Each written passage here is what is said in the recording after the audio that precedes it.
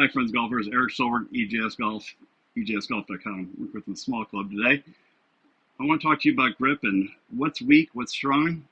So first off, I don't want this club ever just going down like this. Okay, down your palm like that.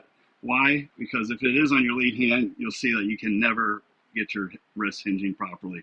They're always going to have struggles if you can see like what that is. That's why I see a lot of people come to me as this grip down this here. Okay, I like to get the meaty part up here on the left hand on top of the club. Now, I can have it on top of the club. As you can see right here, when I look down and I can come up right in front of me, I can barely see a knuckle, so that'd be considered a kind of a weak grip with the left hand. Now, if I go in the middle, it would be about 2 knuckles. Still have that meaty part on top, as you can see. Try to get a little closer, so you see how that's on top there. Now I can see about, when I raise it up and look in front, I can see about 2. That's not turning my head. That's just looking straight as normal.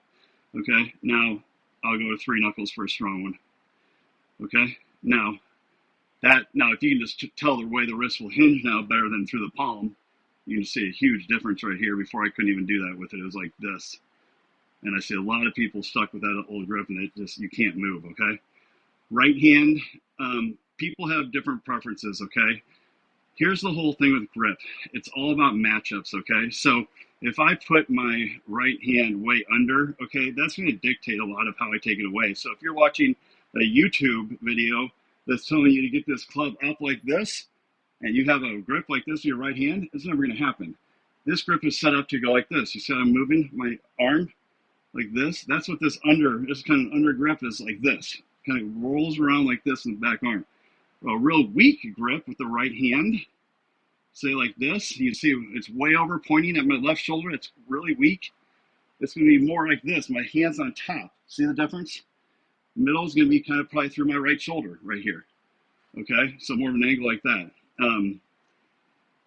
It's what the right hand on there is kind of determining here is how we're taking this thing away. What is our arm doing? Are we going up like this or here? Okay, kind of just sets a pattern. So be mindful of that matchup because that's going to tell you a lot of things. You could be watching, somebody says do this on a video and you don't have a grip made for that. So left hand is, the way I look at it a lot, is just, it's the steering wheel on the club face, okay? So now if I'm going to go with a weak grip on my left hand, okay, I'm just going to say in generality. In generalities, I'm probably going to be, because more of this club face is going to be open. It's going to be, let me start with a strong grip. You're going to notice it's a lot easier on a stronger grip to rotate this thing over like this. Okay, so typically you have a real strong grip. When you look at it, it wants to go towards fall down to almost closed. Which if you have a really closed, strong grip, you better be able to be very rotational and really be able to clear out of the way, or you're going to be in trouble. Okay, a really weak grip would be somebody who's maybe a tad less rotational. So they're going to have more of an open face.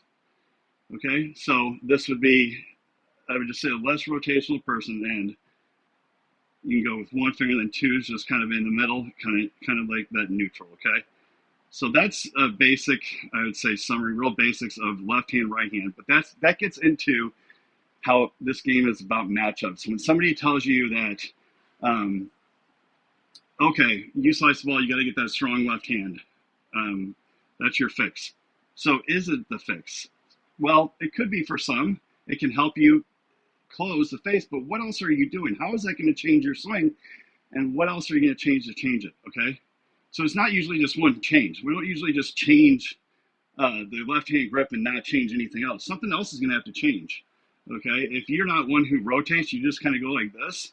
Well, if you have a really strong grip and that thing's closing down and you just stand like this, everything's going to go low and left. So what do we have to add in? We have to make sure you're getting really more rotational, right? More like that, so you can kind of feel almost like you're holding it off. It won't feel that way once you get used to it, but you're going to feel more like that. So those matchups are the key, and that's why it's so important to understanding our swing as a whole. It's not one piece, okay? We have matchups to what we're doing, and we have to understand how those fit into what we do, okay? And know that it's not one change we make, because we're going to affect a lot of things when we make a change, okay? So we have to know where we have to make the other changes to make whatever we're doing work, okay? And that's why you notice that people go to YouTube and click on one thing and watch it, and it may work for a day or two, but then it's a constant search because it's never matching up to exactly what they do or who they are as a golfer. Okay, so thanks for watching. Let me know if you have any questions. Leave it down in the comment section. Let me know, and subscribe to the channel. Love to have you. Erik Schjolberg, EJS Golf Academy.